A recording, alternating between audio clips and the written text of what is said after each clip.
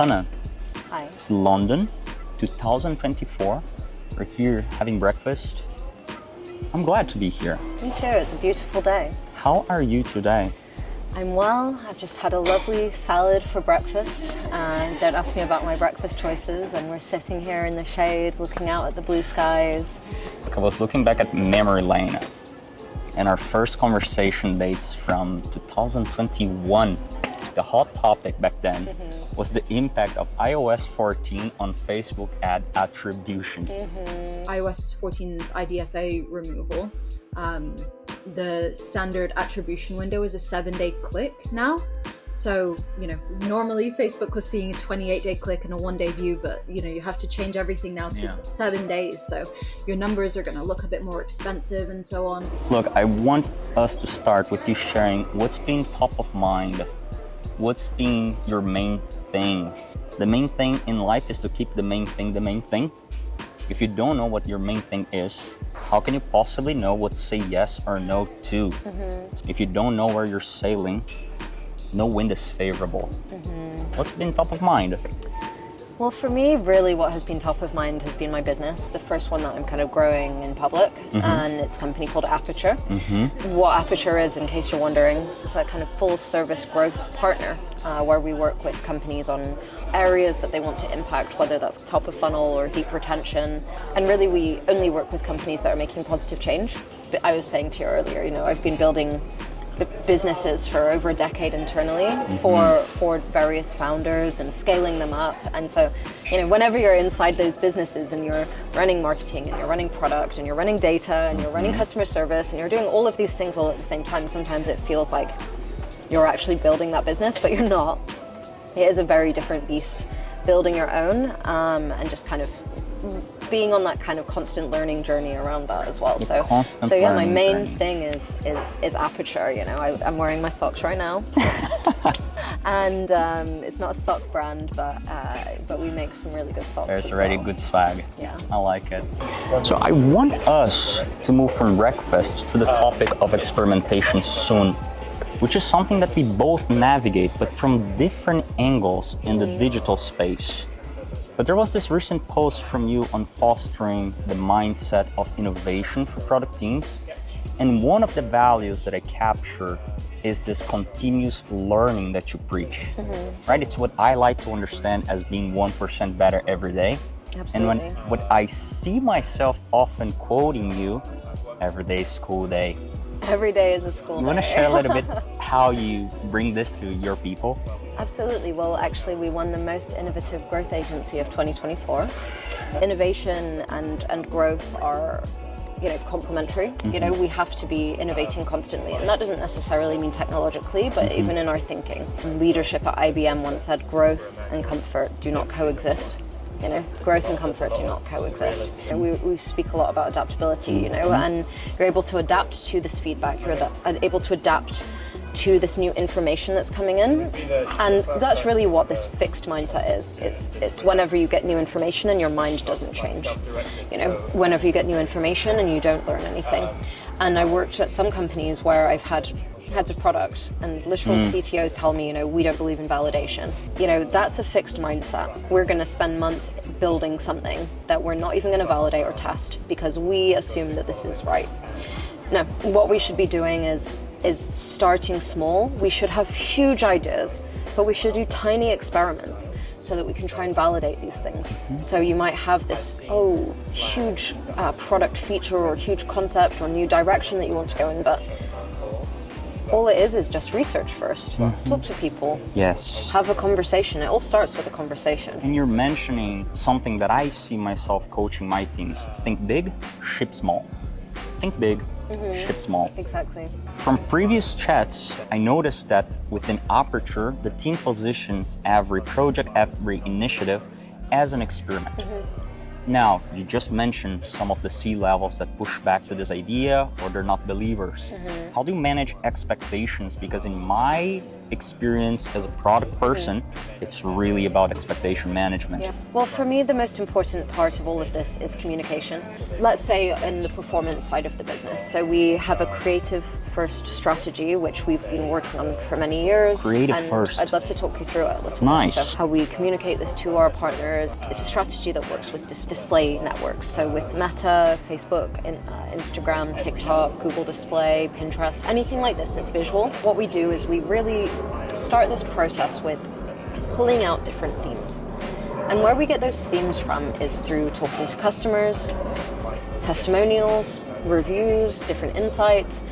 Going into this process, it requires a very deep understanding of the customer. What we do is we start with gathering all of these different insights. We have an ideation session to pull together as many different ideas as possible. And then we start breaking them down into themes. And so, we could do all of this behind the scenes, but it really requires explaining it step by step to each of our partners. So when we take all of those themes, then we split them into very controlled tests on the advertising platform. So, we've got 4 concepts, 4 ad sets, 1 campaign, with a controlled amount of spend, because we don't want spend as a variable. We want to understand how is each creative performing in this ecosystem with as few variables as possible. This is not an approach where we're going to get massive scale on month 1. This is an approach where we're going to spend a month, 2 months learning. We're going to understand which creative directions are going to be very effective for us. We're going to understand which hooks from our creative directions, from the messaging tests we do, are going to perform very well straight away in UGC. And I don't know if you know what the industry average for a successful test on advertising is. No, I don't. A Yes. statistic that I keep in mind is 30% win rate when it comes to product experiments. It's 5% win rate on ads is the industry average. Google it. Honestly, it's 5% of ads will win. So we have now, with our process, we get about 55% win rate. Nice. Okay. And it's because we spend this time at the beginning learning. For one of our companies, I think our last 12 experiments have all won. It's very rare. It's very rare that you, for months and months on an ongoing basis, every single time you run anything, it's impacting your numbers. And this is because it's all rooted in learning. And so sometimes it takes 3 months to get those learnings at the beginning, but then once you've got them, you've identified your pillars. These are the avenues that we're going to be approaching. Now we can go down there. And what I hear companies coming in to talk to me about is, we've been trying everything. We worked with this agency, they produced 50 UGC creative, none of them work, or one of them worked and then it saturated, and what's the strategy behind that? Oh, they just made them based on our app. They don't actually get learnings. What we're doing is we're testing everything so that we understand exactly what is going to work and why. And then what we do is we roll that into the rest of the business and the rest of the product. How we get their buy-in is through constant communication. With our companies, when we're kicking off, we take them through this process. With our ads, for example, and with anything that we're doing, we produce an experiment board. Okay. So we have an experiment board where we've got all of the different stages of each experiment. Everything has a hypothesis inside the experiment card. We upload the creatives, we upload the treatments, everything lives and exists. And a big part of what I do outside of Aperture, which is my main thing, I also coach on a program called System.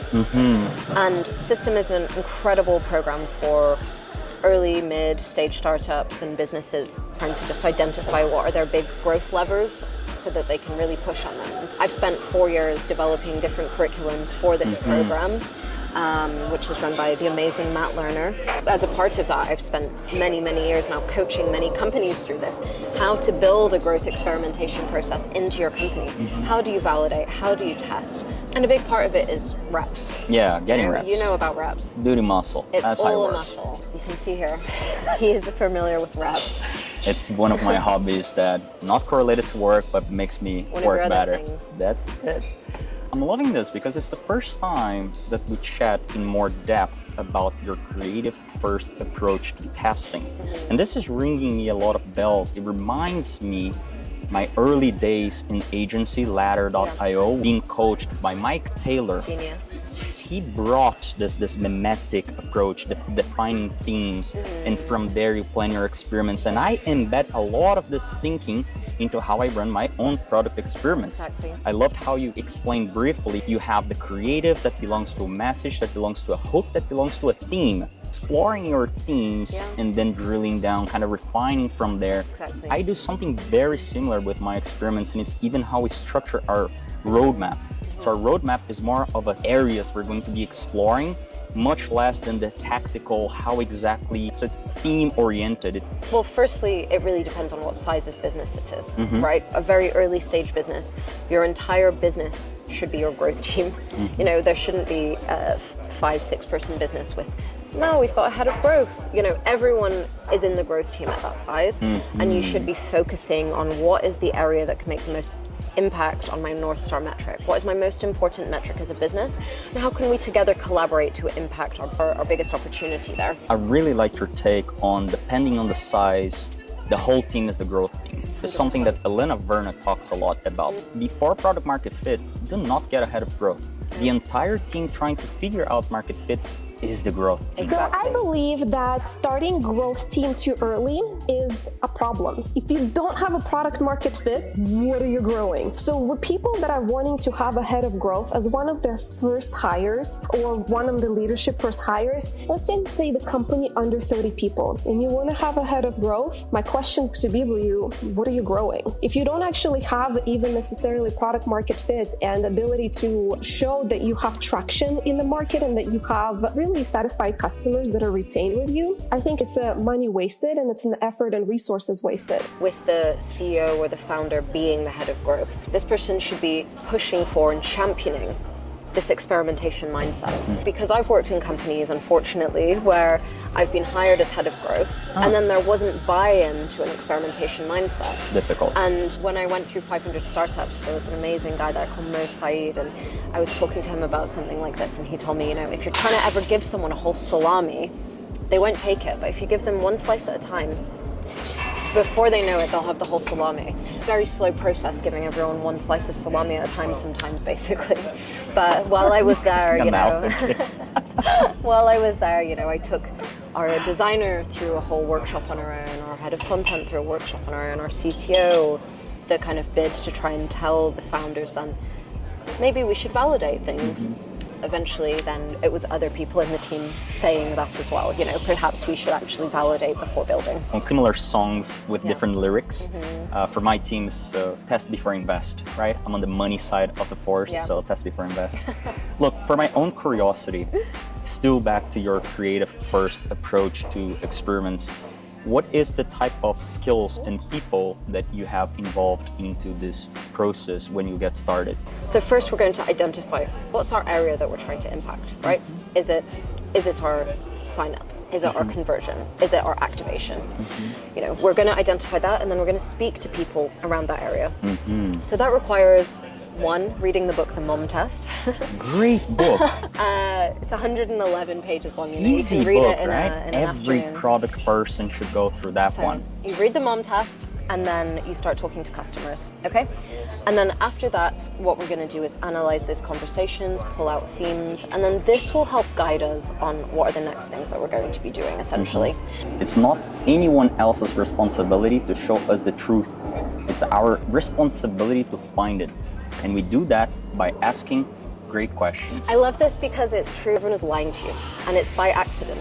You know, people are not lying to you on purpose, but what they are doing is lying to themselves a lot of the time, or they're just not aware of their own truth, and so they can't deliver it to you. And to go into that a bit deeper, you know, who is involved? You know, we need someone who's going to own that process and experimentation. So ideally, I have someone who has kind of an intuition based on previous data that they have interacted with, or products that they've interacted with. On these are the areas that I'm going to impact around sign up, around conversion, around what functions are in the product, and then we build out an experimentation roadmap. And it really depends on the resources that we have available as well. Do we have developers internally that are going to work on things? I'll tell you a story about whenever I was at an audio journalism app about this and how we found this winning line of copy, which then helped impact the brand overall. And so when I joined that company, our tagline, which was written by the founders, was intelligent audio for busy people. Okay, very functional. Intelligent audio for busy people. Great. But it didn't resonate in ads. And it was getting a lot of negative feedback. Why does this have to be intelligent? Blah, blah, blah. So I started talking to people, and I spent the first kind of couple of months of being at that business talking to people, and I said to them, you know, what makes you use this product? And they would tell me, well, I'm really busy and I want to learn things. Okay, cool. Intelligent audio for busy people. It makes sense. But why? You know, Why are you busy? Why do you want to learn things when you're so busy? So I would dive a bit deeper there. I would ask them, okay, if you're so busy, why do you want to learn? And they would tell me, well, I'm on my commute, I want to listen to something, and I may as well listen to something that I'm going to learn. And I'd say, but okay, you're on your commute, and if that's your only downtime, why are you not just playing Candy Crush and picking your nose? You could be doing anything. You're deciding to learn. Why? They would tell me, well, I want to understand the world a bit better.